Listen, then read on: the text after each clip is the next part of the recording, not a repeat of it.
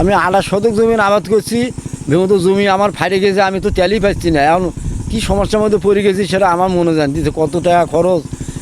আর এই যে তামার মূল্য ঘুরে চতারাত ঘুরে, তাও তো তেল পাওয়া যাচ্ছে না। আর সমস্যা এখন তেল পাওয়া যাবে কি না, যে আবাদ করে পাবো কি না পারবো না, আমরা আল্লাহ বাকি জানায়। এখন তেল পাওয়া গেলে তো তাও তো আর কাম আসলো, আমার জমি তো ফাটে গেছে। এখন বুদ্ধিটা কী করি, সমস্যার মধ্যে পড়ে গেছে, খুব চিন্তা ভাবনা করতেছি।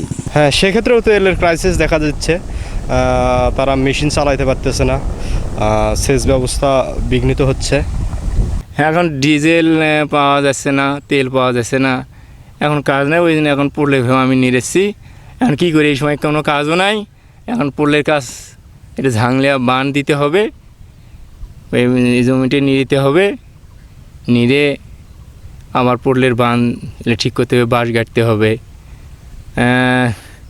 আসলে ডিজেলটা না পাওয়ার কারণে জমি পানিও দেওয়া যাচ্ছে না ঠিকভাবে, খুবই সমস্যা হয়ে যাচ্ছে।